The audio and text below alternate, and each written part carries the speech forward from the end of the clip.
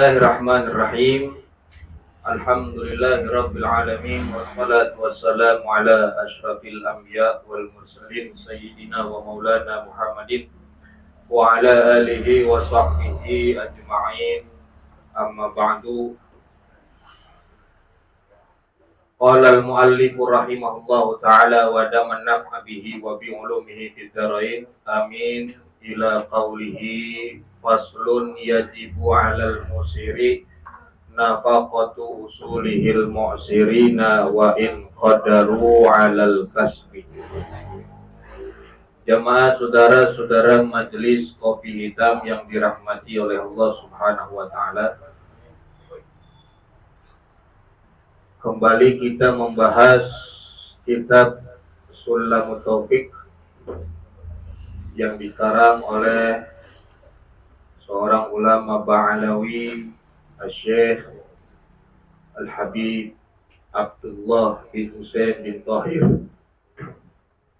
Al-Habib Abdullah bin Husain bin Tahir Ba'alawi rahimahullah ta'ala. Dalam pembahasan kali ini yaitu kita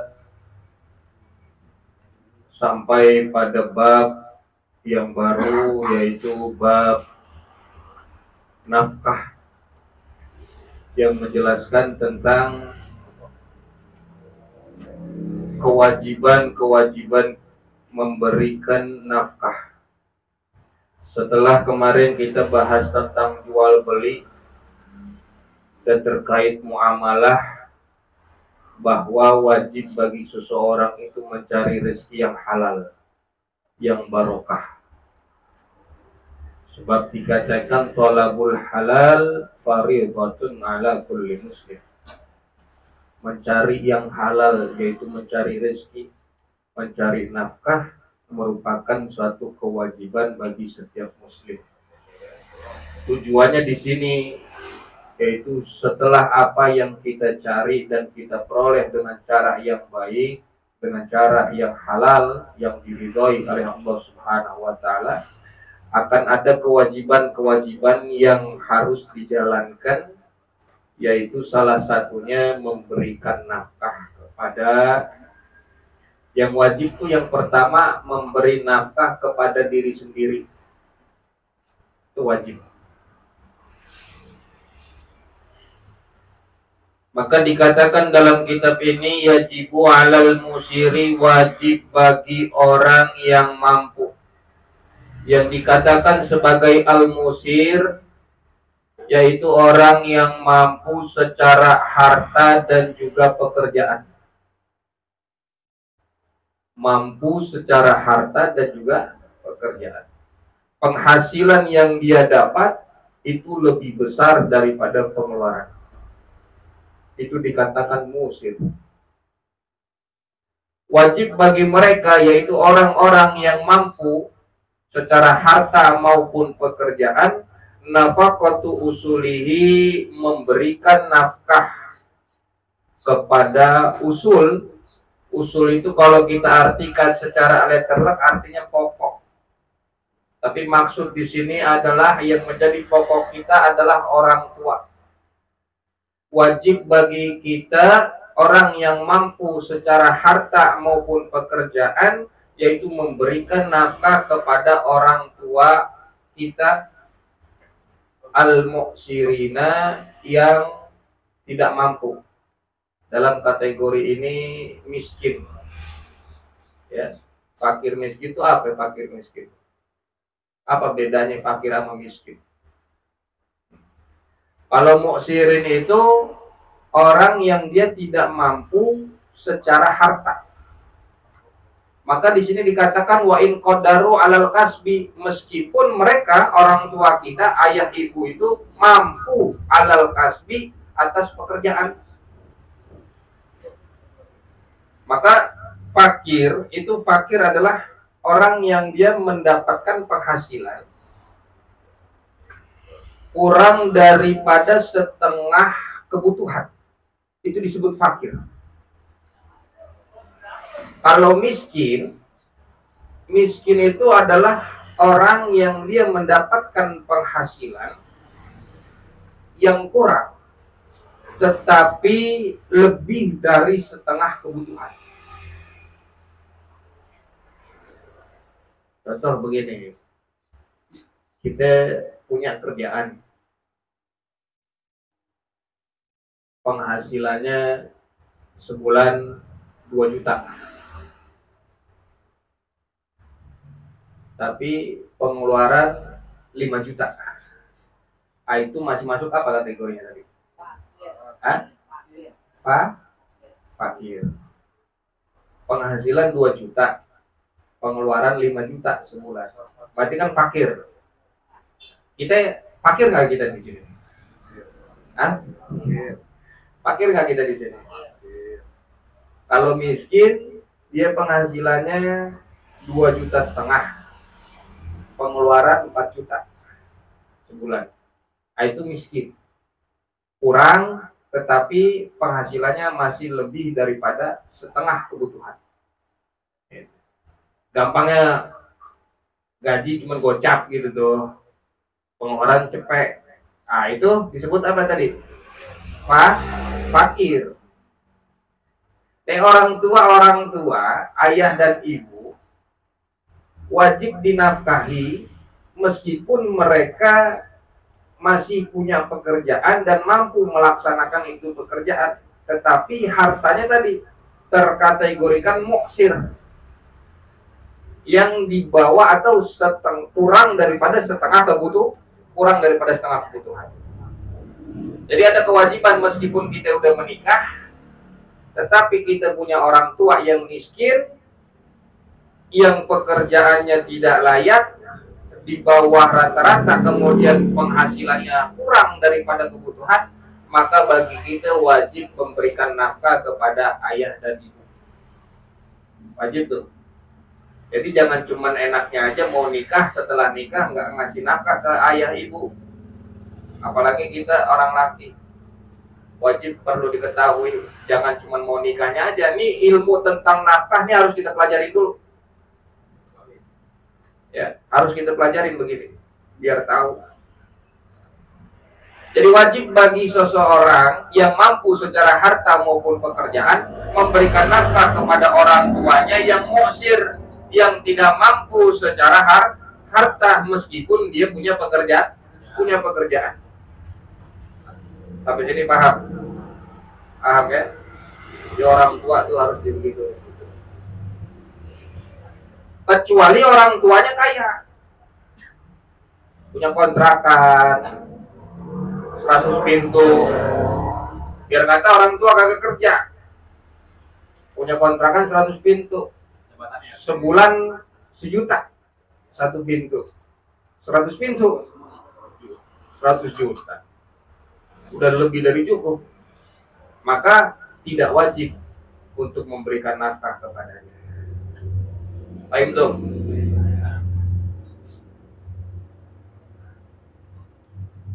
Nah sebenarnya memberikan nafkah itu wajibnya karena sebab apa? Memberikan nafkah itu wajib dikarenakan ada beberapa sebab. Satu, sebab pernikahan. Kedua, sebab kekerabatan. Yang ketiga, sebabnya kepemilikan. Maka nanti diurai, secara hukum begitu. Wajib memberikan nafkah karena 3 sebab. Yang pertama karena pernikahan. Kepada siapa? Kepada istri. Ntar dijelaskan. Kepada istri itu wajib diberikan nafkah. Yang kedua karena kekerabatan. Poinnya yang penting dulu, dari istri dulu tuh yang paling wajib tuh penting. Karena pernikahan. Yang kedua karena kekerabatan. Kekerabatan ini diuraikan lagi, siapa aja nih yang maksud kerabat. Misalkan apa? Dari anak dulu. Anak juga dari anak yang masih kecil dulu tuh. Urutannya tuh. Anak yang masih kecil, ya. Kemudian ayah, ibu, orang tua. Ibu dulu, ayah. Habis itu anak yang udah besar. Baru tuh, misalkan ponakan, saudara, kerabat, atau dia punya nafkah yang lebih luas lagi, punya harta yang lebih luas lagi, maka dia nafkahi tetangganya. Itu begitu, memberikan nafkah. Yang ketiga, karena kepemilikan. Apa? Budak, binatang, hamba sahaya, ya, kepemilikan, pelayan istri, gitu. Jadi gitu dulu. Ya, memberikan nafkah wajib karena tiga sebab. Satu, sebab pernikahan, yaitu istri kita. Yang kedua itu sebab kekerabatan, dimulai dari anak dulu yang masih kecil, habis itu ibu, kemudian ayah, habis itu anak yang sudah besar. Anak yang sudah besar, ntar ada lagi nih, maksudnya gimana kalau anak yang sudah besar masih diberikan nafkah, yang dia sudah punya pekerjaan tapi pekerjaannya nggak layak. Tadi yang kebutuhannya lebih besar daripada penghasilannya, kurang daripada setengah, gitu, daripada kebutuhan. Habis itu baru kerabat yang lain, ponakan, saudara, kemudian tetangga. Kalau udah begini nih, tentang nafkah ini dijalankan dengan benar, maka di negara ini nggak ada lagi orang miskin. Betul nggak? Sebab sekarang, maaf, banyak orang kaya yang anaknya cuma 2. Duitnya ratusan juta, miliaran, anaknya cuma 2. Kalau dia pahamin ilmu tentang ini, maka orang sekitar, kerabat, saudara, dia punya ponakan, nggak ada yang susah. Ada sekarang nih, pamannya mah kaya, dia punya saudara, ponakannya susah, kan ada begitu. Banyak kita lihat, betul kakak? Nah, ini harus dipahami ilmu begini. Jadi wajibnya tentang nafkah tuh sebelum nikah nih, ilmu tentang seperti ini harus dipahami benar-benar. Supaya apa? Ini kewajiban kita yang harus kita jalankan. Wa nafaqatu furu'ihi, dan wajib juga bagi orang yang musir, yang mampu secara harta dan juga pekerjaan, itu memberikan nafkah kepada anak keturunan. Memberikan nafkah kepada anak keturunan. Anak, cucu, cicit, itu wajib diberikan nafkah. Dari tadi anak yang kecil dulu, yang masih kecil, yang belum balik. Kalau sudah balik bukan lagi dituntut untuk memberikan nafkah, tapi dituntut bagi kita untuk memerintahkan dia mencari pekerjaan. Itu kewajiban seorang ayah. Maka yang wajib di sini memberikan nafkah itu laki-laki. Apakah seorang perempuan wajib memberikan nafkah kepada anak-anaknya? Nah, ada nih keluarga suami istri, suaminya kagak kerja, istrinya kerja. Apakah nih seorang istri wajib memberikan nafkah kepada dia punya anak keturunan? Apakah perempuan wajib memberikan nafkah? Yang wajib laki-laki, perempuan tidak ada kewajiban memberikan nafkah.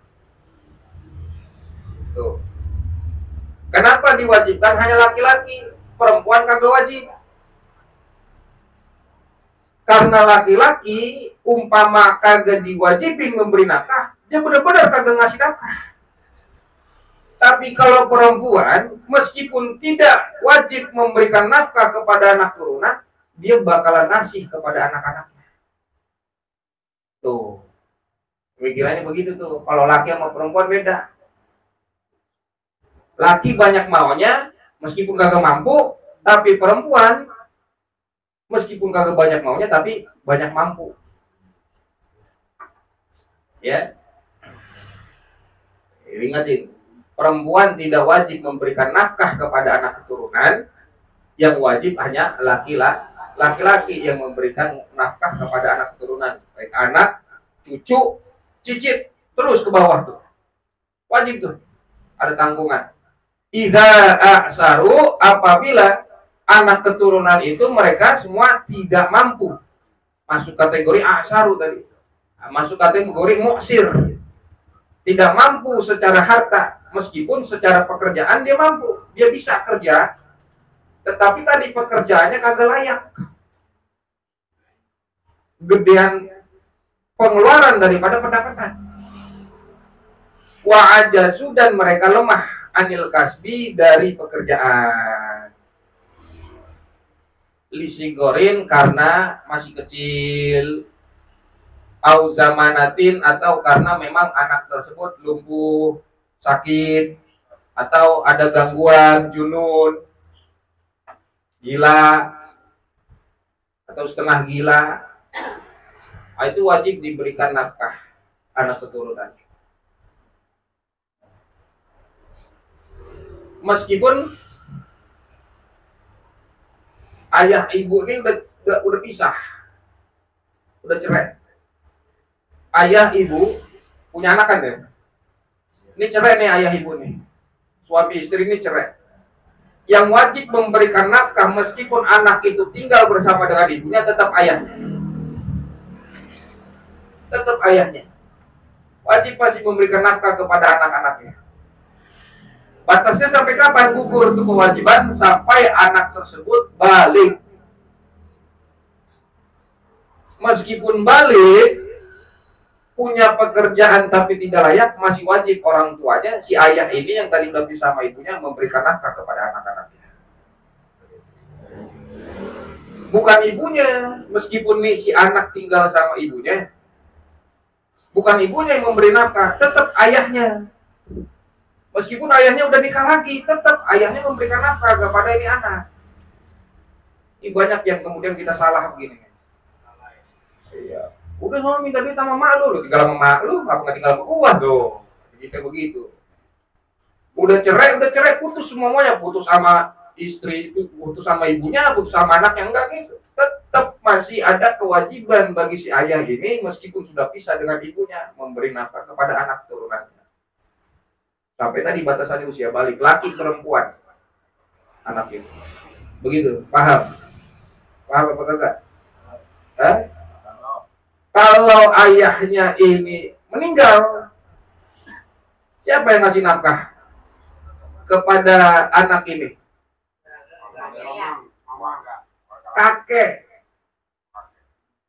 Kakek dulu. Kalau kakeknya udah kagak ada juga. Pokoknya ke atas. Kakeknya udah kagak ada, buyutnya. Ya berarti saudara laki-laki ayahnya, pamannya. Begitu. Dalilnya dari mana?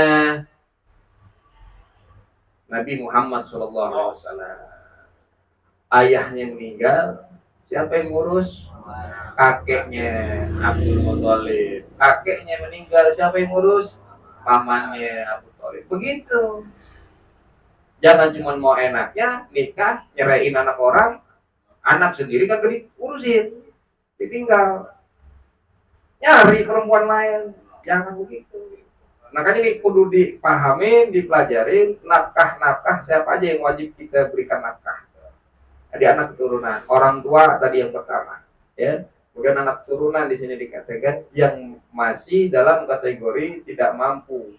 Ya, baik masih kecil atau karena lumpuh, sakit, meskipun mampu secara pekerjaan, tetapi penghasilannya kemudian kurang daripada setengah kebutuhan, maka masih wajib bagi si ayah memberikan nafkah. Paham dong? Wajibu dan wajib. Al-zawji, wajib bagi seorang suami nafaqatu zaujati, memberikan nafkah kepada seorang istri. Kalau istrinya banyak, ia memberikan nafkah kepada istri-istrinya. Dituntut bagi seorang suami adil memberikan nafkah kepada istri-istrinya. Kalau istrinya 2, istrinya 1, sebulan 3 juta umpamanya, maka istrinya 2, 3 juta, 3 juta, 6 juta. Kalau istrinya 3, tetap 3 juta, 3 juta, 3 juta, 9 juta. Kalau istrinya 4, 3 juta, 3 juta, 3 juta, 3 juta, 12. Begitu cara pembagiannya, persis, jangan ada di beda-bedain.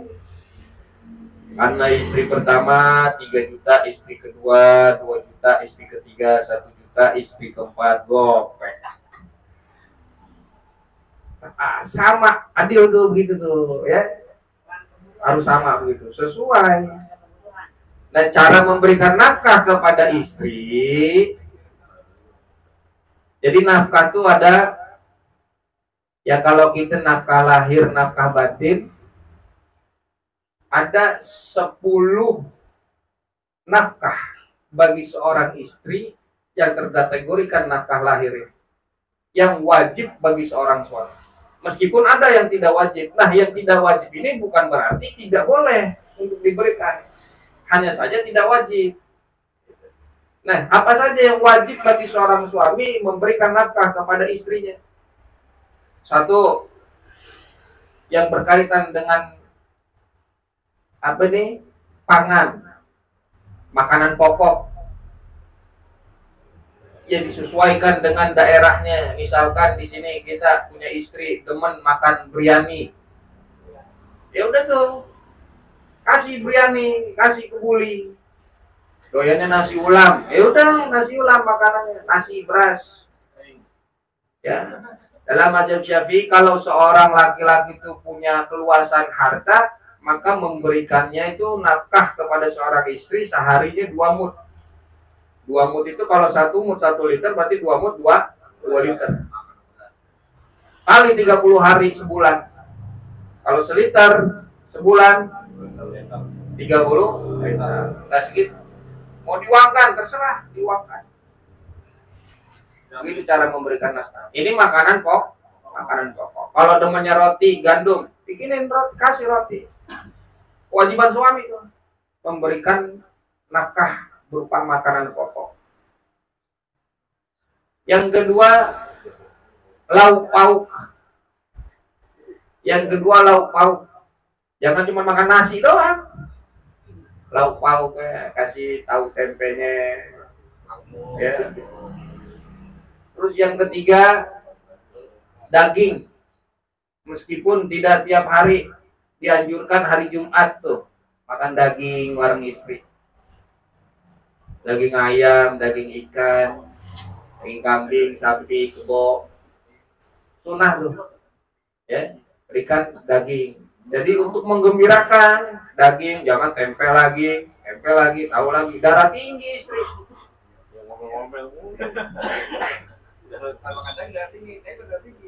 Makan daging nungguin tahlilan. Ada orang mati baru udah makan daging kata bininya nih. Terus yang keempat, pakaian untuk menutup auratnya. Seorang istri berikan pakaian. Nafkah tuh, meskipun setahun sekali beliinnya, lebaran doang. Beliin, kapan terakhir beliin ini pakaian buat istri? Ya minimal setahun sekali pakaian. Terus yang keberapa tuh? Alas duduk, karpet, sofa. Itu kewajiban tuh bagi suami memberikan seperti itu. Tempat duduknya istri, duduknya di mana? Karpet, beliin karpet. Duduknya di sofa, beliin sofa. Bangku. Alas tidur kemudian. Yang ketujuh, spring bed. Kalau demennya tidur di tikar, beliin tikar.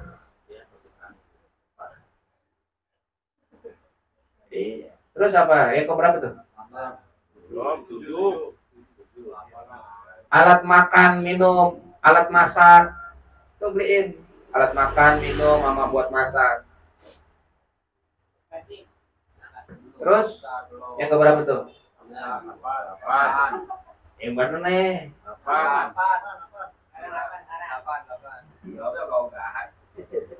alat kebersihan, sabun, sampo,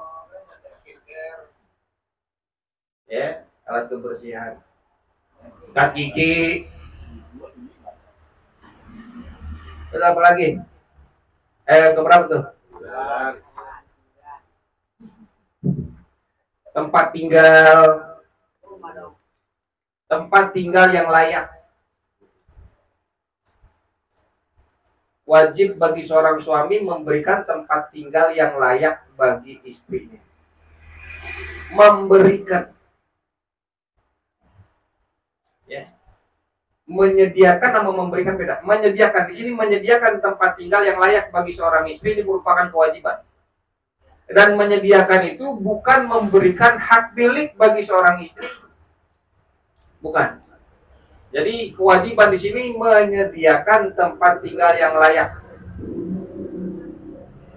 Kalau misalkan punya istri, kasih tempat tinggal yang layak, ruang tertutup, kamar, rumah, apartemen, hotel, kontrakan juga kos-kosan yang layak. Betul. Ya. Dan ini menyediakan ya di sini ya. Kecuali tadi yang lain-lain tuh, kewajiban tadi yang lain itu hak milik. Nah, kalau yang ini namanya menyediakan, dan menyediakan ini bukan memberikan secara hak milik. Gitu. Jadi meskipun nanti pisah cerai, ya rumah balik. Gitu. Iya. Paham Iban? Menyediakan. Kemudian yang ke-10 terakhir, yaitu pembantu bagi istri yang kagak biasa bekerja. Nikah sama anak sultan,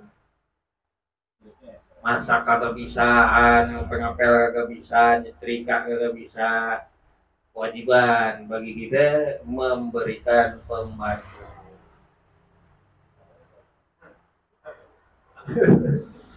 Itu yang 10 tuh yang wajib bagi seorang suami, itu tadi memberikan nafkah kepada istrinya. Itu yang wajib. Selain itu tidak wajib. Selain itu tidak wajib. Secara nafkah lahir, nafkah harta. Ada lagi nafkah batin. Apa nafkah batin? Ilmu, cinta, kasih sayang, itu nafkah batin tuh. Wajib bagi seorang suami mendidik dan mengajarkan ilmu agama kepada istrinya. Buat kita pernah apa kagak ngajarin soal agama kepada istri kita? Wajib tuh, kewajiban. Ya, itu kewajiban bagi kita.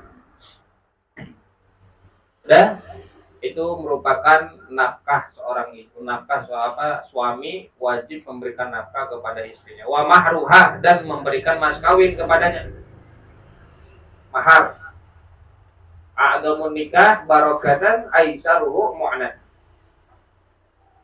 Nikah yang paling barokah itu yang mudah maharnya. Sebaik-baiknya perempuan yang paling ringan maharnya. Tetapi sebaik laki-laki yang paling memuliakan istrinya, yaitu dengan pemberian mahar. Ya. Dia mahar gak usah yang susah-susah, yang gampang-gampang. Wa alaihi, dan wajib bagi suami laha kepada seorang istri mut'atun, yaitu mut'ah intolaqoha, jikalau suami tersebut menceraikan istrinya. Yang kalau kita kenal namanya uang iddah. Jadi selama 3 bulan setelah diceraikan itu istri, maka bagi suami masih wajib memberikan nafkah yang sama, yang persis seperti dia memberikan nafkah selama masih bersama istrinya itu. Jadi kalau udah cerai bukan berarti putus begitu aja. Tetap selama 3 bulan di masa iddah itu diberikan mut'ah. Mut'ah itu sebagai ganti rugi. Mut'ah itu sebagai membahagiakan. Meskipun sudah bukan lagi istri kita, tapi di masa iddah itu masih ada kewajiban bagi kita memberikan nafkah. Namanya uang iddah kalau kata kita. Sampai kapan? Sampai nanti dia selesai iddah dan berjumpa dia dengan suaminya yang baru. Kalau anak kagak putus, terus anak sampai di situ, meskipun kita udah cerai sama istri kita, anak kita terus tadi kita kasih kebutuhannya, nafkahnya. Kalau kita kagak kasih, jatuhnya jadi utang. Misalkan Kang Nandi, jangan contohnya jelek-jelek ya ke orangnya. Fulan misalkan nikah sama seorang perempuan, cerai nih, dia punya anak satu, cerai. Nah, si Fulan ini wajib masih memberikan nafkah kepada anaknya yang tadi itu. Tapi dia nggak memberikan, yang ngasih nafkah malah ibunya ini. Maka si ayah ini mempunyai utang. Nah, utang terus nih dikejar sampai akhirat. Misalkan seharusnya sebulan nih anak punya kebutuhan 1 juta. Setahun dia gagal kasih tuh nafkah kepada anaknya. Maka nih orang tua ini, ayah ini punya utang 12 juta. Pas sadar, oh iya, punya anak di Kranji misalkan gitu. Atau punya anak di Pondok Kelapa misalkan gitu. Atau punya anak di Pondok Gede misalkan. Misalkan begitu. Nah, itu masih harus wajib memberikan nafkah. Pas sadar begitu, udah yang kemarin tuh dibayar dulu 12 juta. Begitu. Ya, yang kemarin harus bayar dulu 12 juta. Kemarin pakai duit siapa? Pakai duit ibunya. Ya bayar. Utang. Kecuali anaknya udah balik. Kalau masih di bawah, masih belum balik, masih ada kewajiban. Makanya nih yang bentar-bentar nikah, kawin cerai, nih punya anak banyak misalkan. Wah, itu tuh wajib masih, bukan lepas begitu aja. Ya. Kalau istrinya hanya sebatas sampai masa iddah, habis itu udah kelar. Wa ala malikil abidi, dan wajib juga memberikan nafkah kepada budak, wal bahaim, dan juga hewan peliharaan. Nafaqatuhum, memberikan nafkah kepada mereka. Nafkah apa? Makan, minum. Kalau soal tempat tinggal, contoh budak nggak harus. Kalau budak boleh bisa tinggal bersama kita di satu rumah. Kalau binatang, kecuali kayak misalkan anjing, kasih tempat tinggal di luar rumah. Ya, makanya kan kalau kita pergi ke Jawa, kadang pas mau ke kamar mandi di belakang dapur ada sapi, iya begitu. Ya, itu wajib tuh memberikan makan kepada hewan peliharaan, kepada budak, pembantu, itu wajib. Kita yang memberikan nafkah.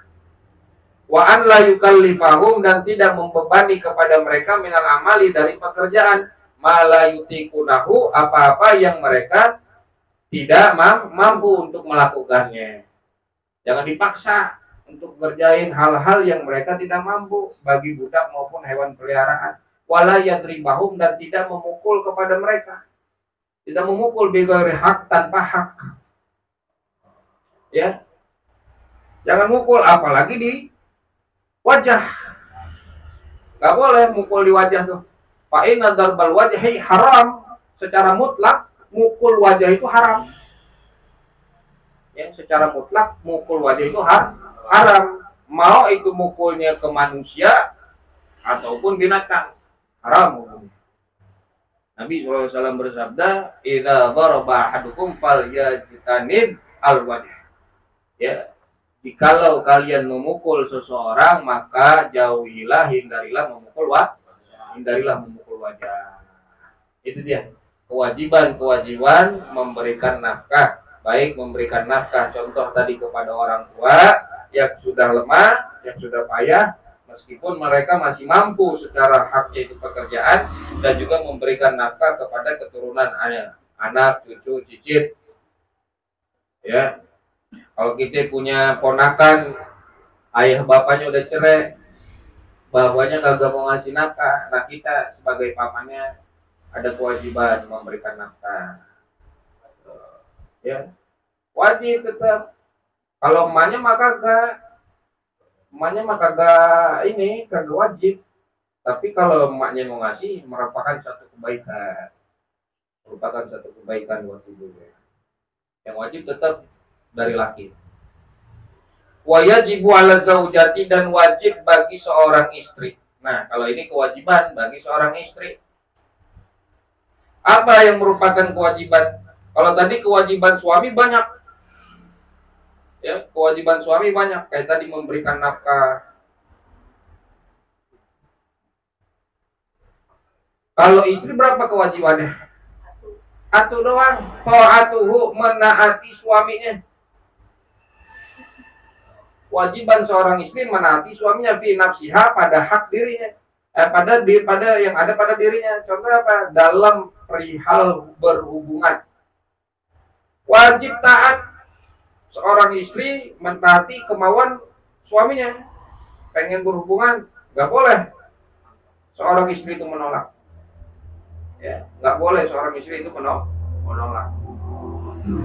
Wajib. Kalau istri itu mah kewajibannya nggak ada yang lain-lain, tapi suami banyak. Contoh kayak masak, kewajiban suami itu masak. Tadi kan memberikan makanan pokok kepada istri, wajib nafkah tuh. Itu mah bini tinggal makan doang.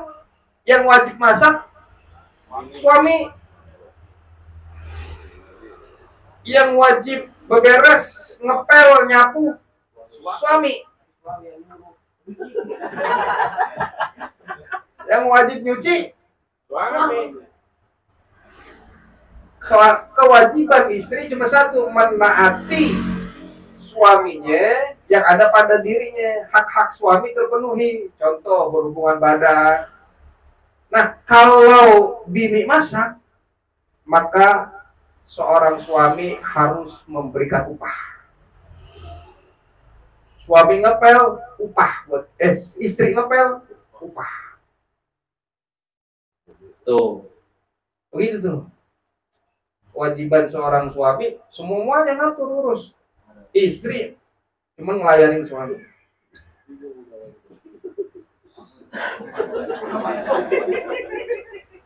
Laki kudu bisa masak.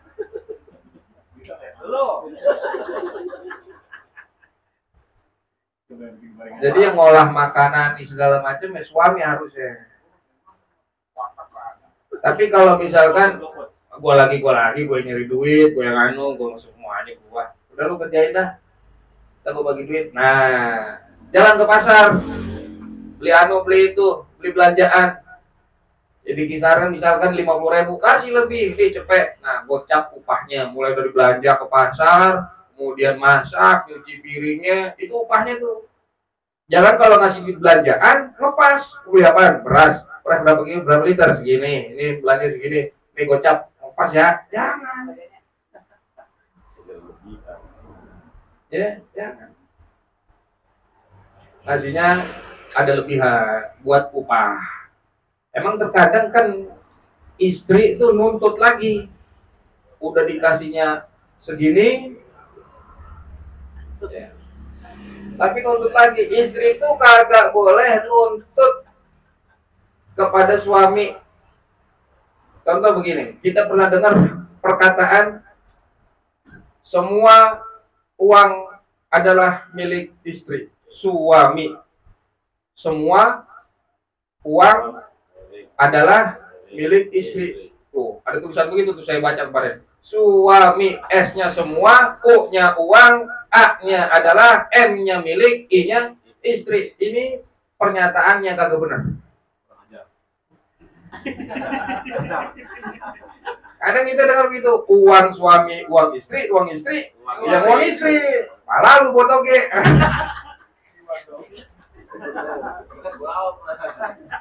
Kagak ada tuh begitu. Ya. Suami hanya wajib memberikan nafkah kepada istri. Apa yang dimiliki istri, yaitu yang sekedar diberikan oleh suami nafkah. Sedangkan suami duitnya mau kemana aja, terserah suami. Karena milik Suami. Lah, emang begitu. Saudara. Digentengin. Lah kagak saya. Digentengin. Kalau saya alhamdulillah kagak begitu. Ya kan? Kalau duit kita, ya duit kita. Terserah duit kita mau dikemanain. Nah suami, istri kadang melaporkan. Nih, baru udah dikasih duit segini. Keluar buat ini, bagus. Itu bagus. Ya. Jangan udah kita kasih ke istri, ya kemudian istri minta lagi hal yang lebih daripada itu nggak ada haknya juga, nggak berhak juga bagi seorang istri menuntut lebih daripada suami, ya nggak bisa, ya harus diperhatiin yang benar. Jadi kalau misalkan ini ya pas aja, kalau ngasih juga kepada istri misalkan berapa persen, ada duit 100%, 50% buat belanja, 25% buat bini, 25% buat diri sendiri. Nah, itu bagus begitu. Ya, dibagi. Jangan banyakkan nuntut hal yang lebih bagi si istri ini kepada suami, nggak boleh. Nggak boleh. Makanya hidup enaknya pas lagi. Balik tadi tuh apa itu tadi tuh? Wajib wala zaujati ta'atuhu fi nafsiha, wajib bagi seorang istri mentaati suaminya illa ma la yahilu, kecuali apa-apa yang tidak halal. Contoh berhubungan badan, fantasi liarnya seorang suami. Kalau kagak dipukulin dulu sampai berdarah, suami nggak bergairah, kagak boleh. Tuh ada yang begitu. Atau istri lagi haid, suami maksa minta, tetap wajib ditolak begitu. Jangan diturutin. Taat juga dilihat dulu. Kalau taatnya kepada hal yang maksiat, bagi seorang istri tidak wajib mentaati suaminya. Paham? Paham enggak? Kalau kewajiban tadi, kewajiban suami ya begitu. Ngatur ini semuanya, masak, nyuci, itu kewajiban suami. Istri cuman wajib mentaati suaminya. Kalau memang misalkan istrinya pun juga mau mengerjakan, ya tanpa adanya upah. Kalau tadi kan harus ada upah tuh. Kali ini tanpa adanya upah, si istri juga mau mengerjakan, mau nyapu, mau ngepel, mau masak, mau belanja, itu lebih baik. Karena memang begitu demikian, Allah Subhanahu Wa Taala akan memuliakan seperti itu. Istri yang mau bekerja melayani suaminya dengan apapun itu, ya dia taat. Mau nyapu, mau ngepel, mau masak. Cuman tadi ada keharusan bagi suaminya, yaitu memberikan upah. Karena itu kewajiban suami, bukan kewajiban istri.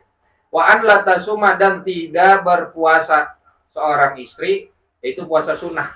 Hal-hal yang sunnah, contoh apalagi sedekah. Saking baiknya istri mau dikata soleha, duit laki, mana duit ini? Tadi disedekahi orang. Agak boleh begitu. Ya, wa an la tasuma, puasa sunnah yang dilakukan oleh seorang istri kalau suami lagi pengen batal. Malah haram jika seorang istri berpuasa tanpa izin suami, haram. Jadi puasa haram. Haram jika seorang istri berpuasa sunnah tanpa izin suami. Wala takhruja, dan tidak keluar seorang istri itu min baitihi, dari rumahnya suami, illa biidnihi, kecuali dengan izinnya suami. Nggak boleh puasa hal-hal ibadah yang sunnah, mau sedekah, kecuali zakat, tanpa izin suami juga tuh. Zakat wajib. Kalau yang sunnah, sedekah ini segala macam, itu harus izin suami. Ya, puasa, mau keluar rumah harus izin suami.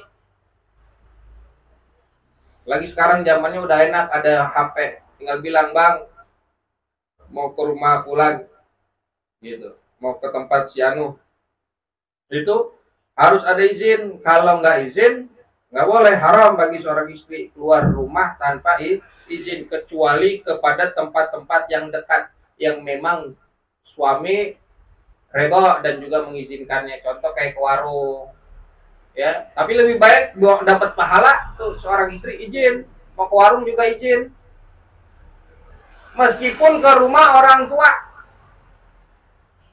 ke rumah orang tuanya istri, dia minggat,